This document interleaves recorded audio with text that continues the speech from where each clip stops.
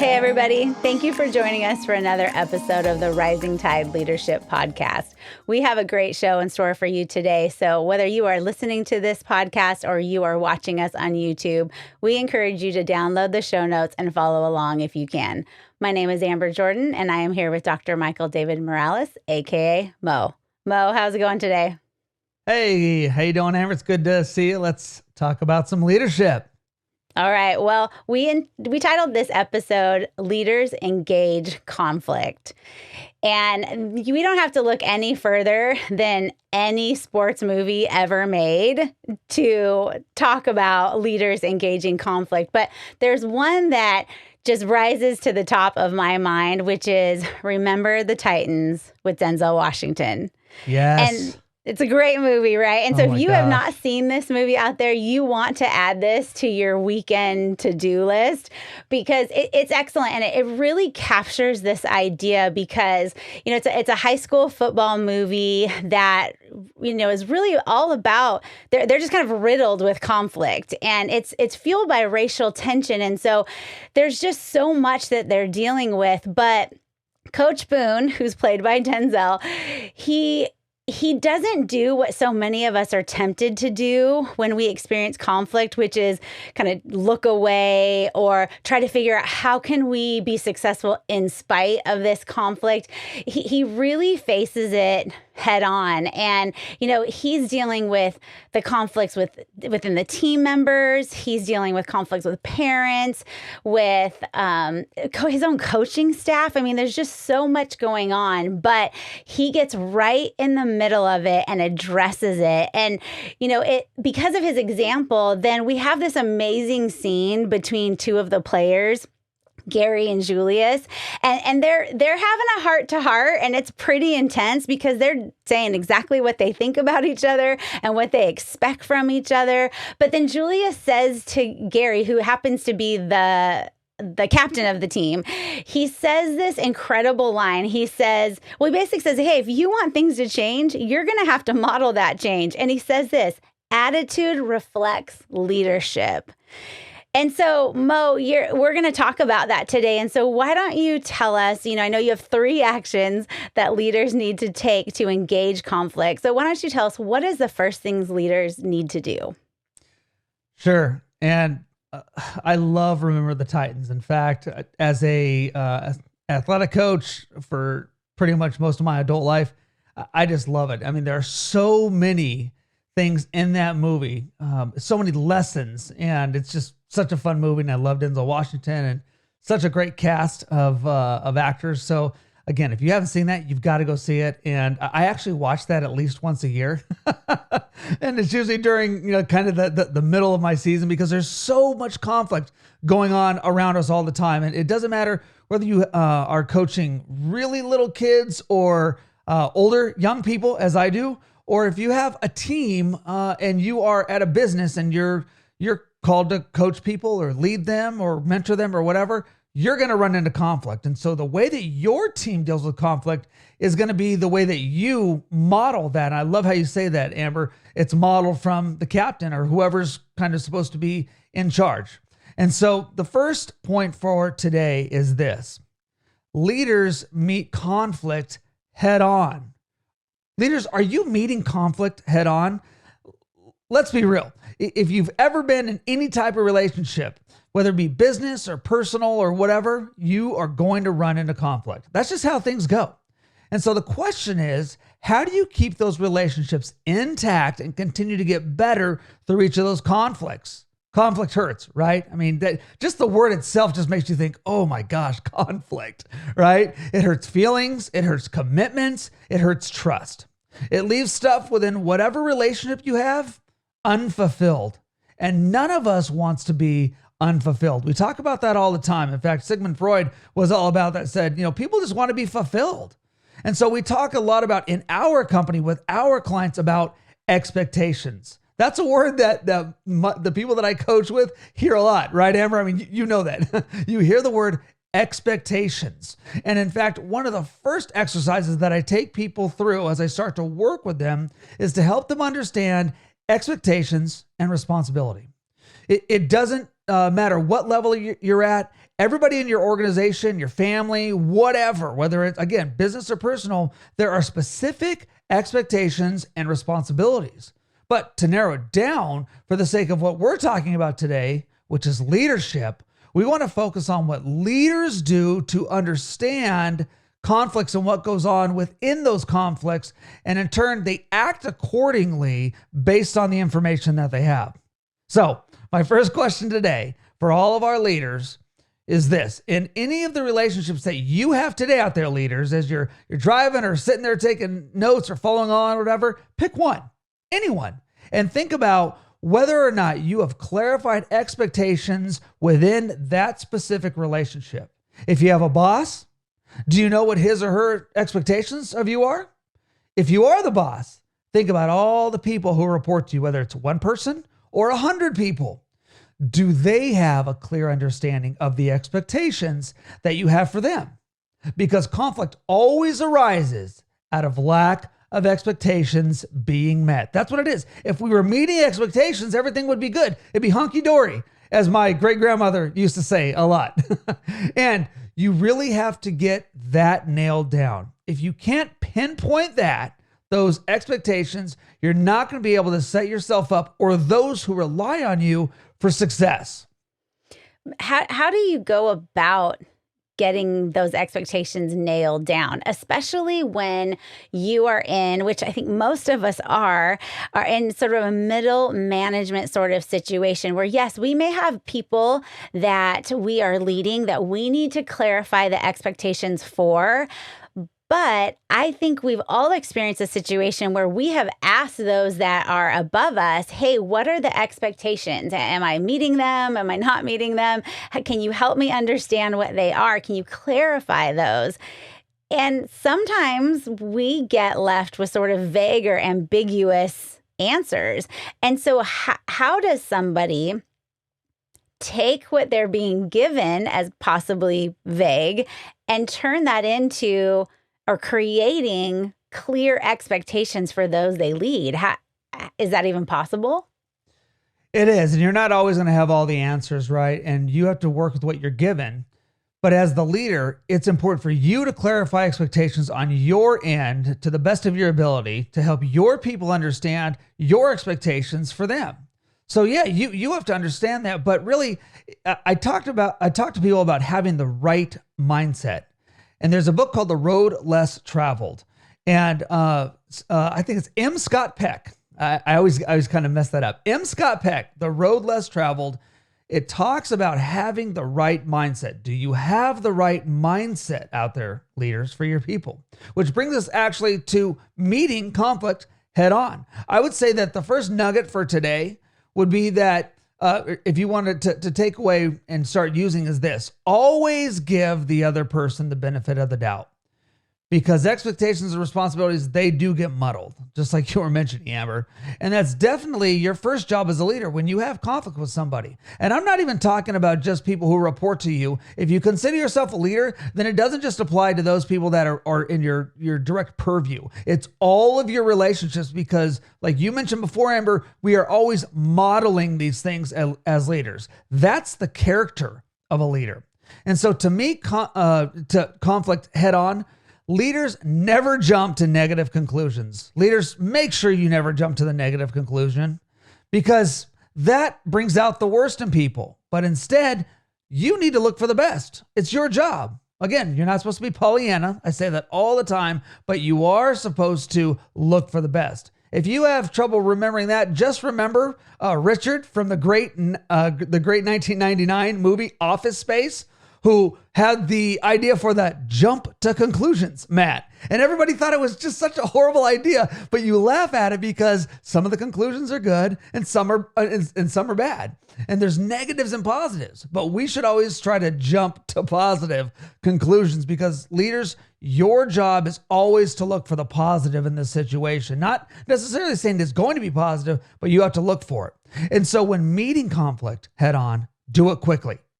And do it with good intentions. And if at all possible, apologize right away. That's the second thing. Apologize. If there's something that you did wrong in the situation, just kind of fess up. This is something that definitely disarms both you and the other person. Hey, I screwed up. Let me tell you what I messed up. And somebody's going to say, oh, wow, well, maybe I screwed up too. And so I'm not saying that you just, say something that you don't agree with or believe in. You really have to be sincere in the way you feel. Because remember, you can't dupe the people that look to you. And I was taught years ago that in any conflict, there are usually more than one guilty party, right? We always try to put the blame on somebody. And leaders, we don't do that. We're looking for solutions. We're not looking to place blame.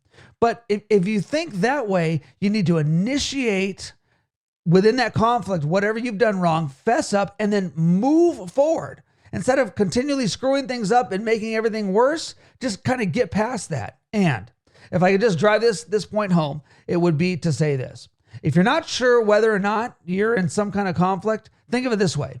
If something is on your mind more than just a couple of times within a short period, whatever that is for you, a week or 2 weeks, if something's kind of festering inside of you, you might want to decide to talk to that person or persons. It might be an entire team. I know I've been on teams before where you come and nobody says anything, but everybody's just kind of like side-eyeing each other in the meetings, right? We've all been there. And of course, you don't want to attack anybody, but you want to approach them directly and not in the roundabout rumor mill. Amber, you talked about leaders don't want to go roundabout, but they want to be like Coach Boone and just hit it head on.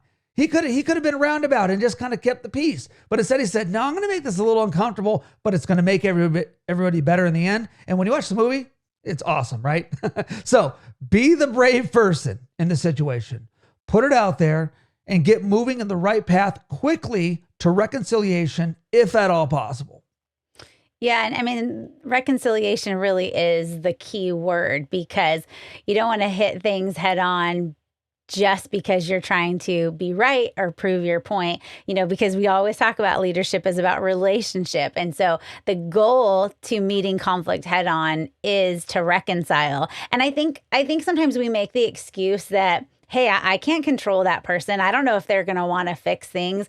But right. I think utilizing the tools that you're giving us of being sincere and being honest and hitting it head on, like that actually has a lot more impact on whether or not somebody's going to want to reconcile than we think. So while we don't control them, I think our choices and our behaviors can actually help them want to meet us and meet the conflict at hand head on.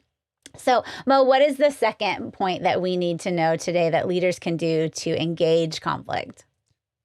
The second thing that leaders do to engage conflict is this. They meet conflict honestly. And if you really want to fix any kind of conflict in your life, you have to be able to do it honestly. When you go to somebody, you have to be forthright with your intentions. Think of it this way. If you get close to gossiping about somebody else, you're already on the wrong track.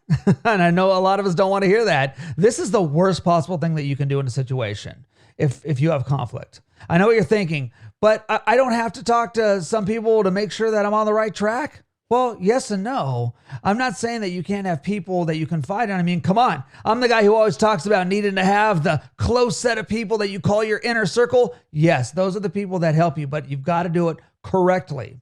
So you have to make that call yourself. And I'm not going to tell you what's right and what's wrong, but if you think that you're potentially gossiping, then you probably are. How's that? And so the problem with bringing conflict that you have with somebody within your company, to others before you bring it to that person, is that it could get back to them. And that just sets you back even further, right? It sets you back. So don't get set back. And that brings on thoughts and negativity from that other person. And remember, we're trying to stay away from negativity, and it doesn't help the situation. The last thing that you want to do is criticize somebody, either behind their back or even in front of them for that matter. Leaders don't gossip and they don't criticize. Well, and wouldn't you say it's true that if you feel the need to tell a lot of people about a situation, then you're usually kind of posturing or rallying people to be on your side. Absolutely. And that really should be our first indication that we don't feel good about what we said or did, or even our ability to maybe handle the situation, because we're already kind of trying to gather people to be on our side. Wouldn't you say that that's usually the case? Completely. And that's the opposite of being honest. And so being honest with somebody and talking about the hurt that's caused to you or others within that situation helps alleviate what I call unnecessary pain that could be felt by all. And so negativity brings frustration and sends the situation in a downward spiral. Honesty, though, keeps you and your reputation as pure as possible. And you're not going to be completely pure, but as pure as possible, right? And you definitely want to show others that you're making progress by choosing to both be honest and steer everything towards positivity. So please hear me. I'm not telling our leaders out there, I'm not telling you that you have to keep everything sunshine and roses. In fact, a lot of situations out there with conflict, it's usually anything but, right? I mean, that's why you're in conflict. So what I'm saying is that we all get hurt, and sometimes it's intentional and sometimes it's not. But when we let our negative feelings get the best of us, it can ruin things for the long haul, and it can ruin it longer than it needs to be. So don't be that person that says stuff that can't be taken back. And you know what I'm talking about. We've all wanted to say something, right? And you're thinking, I just need to say this thing, and it's just going to go for the jugular. Don't do that. I mean, you do not want to do that just so you can win an argument. What I'm saying is that no matter what, within your honesty, that you always have to have the right mindset. Go back to mindset, like M. Scott Peck says. Don't let anything get in the way of you talking to that person, and do it quickly. And lastly, and most importantly, just follow the advice of Benjamin Franklin. If you ever get a chance to watch one of my favorite HBO miniseries of all time, it's one called John Adams. It's called John Adams. It's about John Adams. And there's a great scene in there. And basically John Adams comes and says some really insulting stuff to another one of the Congress people at one of the conventions that they have. And so Benjamin Franklin pulls John Adams aside and he says, "You don't want to insult that guy in front of everybody." And John Adams says, "Well, would you rather I've done it in private?" And Benjamin Franklin says to him something priceless. He says this, he says, "Yes, that's perfectly acceptable. In fact, he might even thank you." And the problem is, John, when you insult people in front of others, they tend to think you're serious. And the point that he was making was this, that, you know what, people, it's okay to talk to them about conflict, and you have to talk about that stuff, but you need to keep it personal. You need to be honest, but you usually don't have to air out that dirty laundry, right? Just go to somebody, be honest, and say, "Hey, you know what? I want to be forthright. I want to do things right." And believe me, people will thank you for bringing something to them, because it's probably a blind spot. I've got a ton of blind spots. And when my people, the men and women who speak into my life, tell me, "Mo, did you know you just said that?" Usually it's, "No, wow, I feel really dumb. Thank you for telling me that." So my hope is that you study men and women like Benjamin Franklin and do what great leaders do, which is be honest as you are head on with those conflicts, and do it in the right way. Yeah, I mean, I think it is true that people really do eventually get to the point where they're grateful, or they can thank you for that feedback, but they still might also title their journal entry, "Mo corrected me today." Like I did last week. I think there's probably a few people that have that. And that's why I tell people, make sure your journal is secure, whether you're doing it online or you hide it in a safe somewhere, because we don't want a lot of people to hear our notes. And Amber, if I could just say something about journaling, that's great. If you need to tell somebody something, that's why I encourage people to journal all the time, because we laugh about that all the time, Amber. And you'll say, "Mo, you want to know what I wrote about you in my journal in my leadership journal a couple of years ago?" And usually I'm like, "I don't know if I want to." And then you'll read me things like that, and I just laugh and I think, "Oh man, what a jerk you are, Mo." Oh, but sincerely grateful for the help. So Mo, leaders meet conflict head on. They meet conflict honestly. What is the third and final point for today? Yeah, let's drive it home. The third one is this: leaders meet conflict face to face. And I'm telling you, some of you are probably about to turn it off right now because you don't want to do that. I know, because I have been in those situations where even I don't want to do that. And I'm a pretty confrontational person. And I think those of us who are children of the 80s and the 90s, we can appreciate this one, right, Amber? Because, now there's FaceTime and Zoom and teleconference stuff or whatever. And you can get away with saying things over electronic devices because we can see each other right now. We're not even in the same city.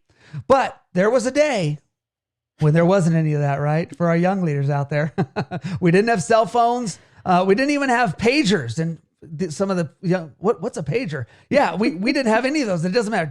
You don't even need to know what that is. But if you wanted to say something to somebody, you had to do it to their face. Of course, there was the phone, but everybody knew that was kind of a no-no, right? And so what you never, ever wanted to experience was being broken up with, right? When you're a kid. And I remember my third grade girlfriend, she broke up with me in the worst possible way, by note. I mean, we didn't have any of that. I mean, even kids have phones and stuff these days. But the worst part about it was this, Amber. Now I'm just, this is still some unresolved conflict, as you can see, right? She didn't even hand me the note herself. She had three of her best friends bring it over to me during recess. I mean, that's classic girl trick.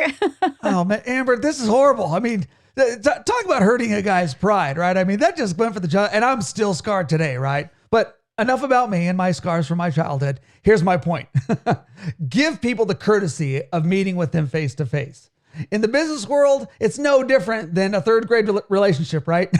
In many ways. There's something about saying, something to somebody to their face that is just the best. In fact, in the financial world, we talk about cash is king, right? You always hear that, cash is king. Well, in the relational world, this would be the equivalent, face to face. Now, if you have something good to say, you can always do that over text or email or any kind of social media platform. Everybody loves flattery, right? Oh, stop it some more, right? I mean, that's great. People want to hear that stuff. But if it's something complex, if it's a conflict, then you want to make sure that you get all of this non-face-to-face stuff out of your resolution repertoire, is what I say, is what I call it.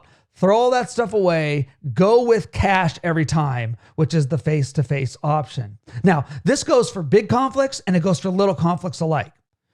Don't send an email to somebody telling them that their project presentation or their invitation to do something in a meeting was bumped. I hate that word. If I could give you $1 for every time somebody told me that they got bumped in some way or another, that is the most backhanded way of pretty much saying, well, you're out, sorry, but trying to kind of let you down easy. And none of us are let down easy. We get it. We're not dumb. So your people deserve better, leaders. Now, your leaders might do that to you and you got to deal with that, but you cannot do that to your people.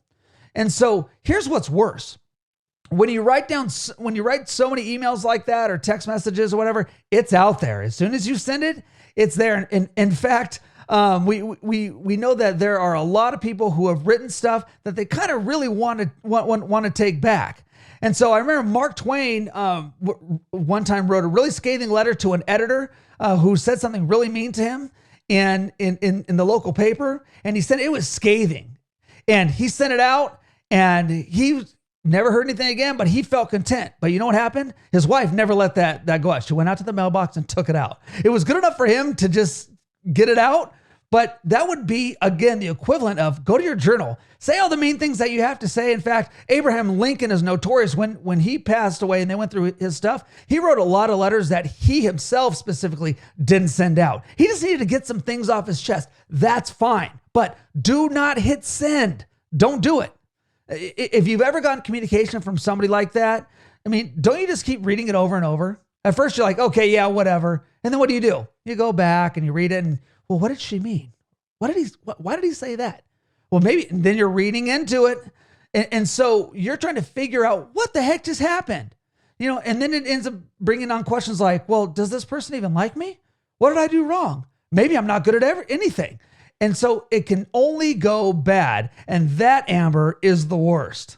Yeah, because you're reading it over and over, but you're not really reading it. You are reading into it. And you're no longer looking at what they said. You're looking at what you think they meant to say, or and so I've admitted on previous podcasts, I am the queen of this, and it's dangerous. It's dangerous when you receive that, because now you're actually creating a conflict that may not even be there if you had the opportunity to have that conversation face to face, and then you're making assumptions on something that's not, it could most likely not even be real. And so that's very dangerous.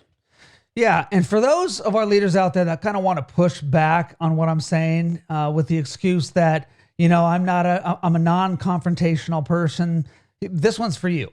Bad communication is always better than wrong communication. At least when you're in front of somebody, if you screw it up, you can have another conversation. In fact, I always tell people that I coach, you can always have another conversation. There's no rule that says that it has to be just this one. Yeah, I mean, that's the thing, that if I had $1 for every time you told me something, it would be that you can always go back to a conversation. Yeah, and if you use, Amber, the wrong means of communication, you just throw yourself into a deeper hole, and you end up having, more conflict, and it hurts the relationship more, and it lowers the trust factor, which really puts you in a bad spot. But at least you're getting things out there. So leaders, you don't want to put yourself in that predicament, but just remember that, the way that you communicate, it matters. So the last thing really that I want to say, just to put a bow on this point, is this.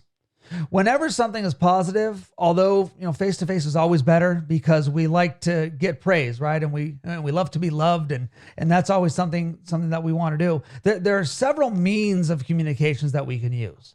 However, when you're dealing with something that's negative, whether it's big or small for your team members, especially conflict, do it in person. And, at the very, very least over in the Army, we call it teleconference, which is like Zoom or Google Meet or whatever. And if you have to, on the phone, even though I want to see the whites of their eyes, I want to see somebody, there's something about being able to look into somebody's eyes and this, look into their soul and see who they are and make it real and make it something that's good and positive.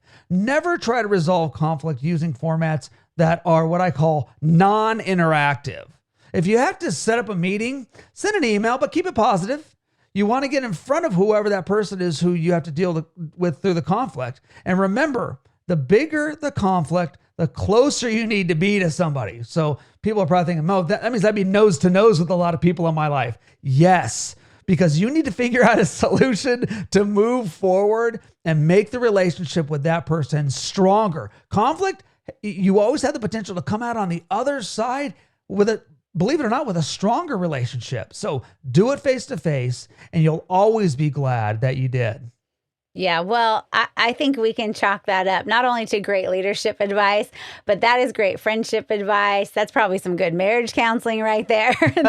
There's a lot that we can take away from and really apply that to every area of our lives. So, Mo, we're just about at the end of this episode. So before we go, do you have any final thoughts for us today? Just a couple. Remember, leaders, you're paid to deal with the hard stuff. You're the one person who can't shirk the responsibility of communicating those expectations and then dealing with conflict when those expectations don't go the way that you want them to. You want to engage conflict. You want to do it early. You want to do it when it comes, and you don't want to avoid it. You don't want to go around it. Always hit the problem head on and do it right away. Be clear, concise, talk about the expectations that were missed, and then quickly move to alternatives that make the situation better. And remember, leaders are people who give others hope. When it comes to conflict, leaders don't allow stuff to fester and get worse. Keep the problem contained. Don't let it, infect the culture of your team more negatively than it already has to.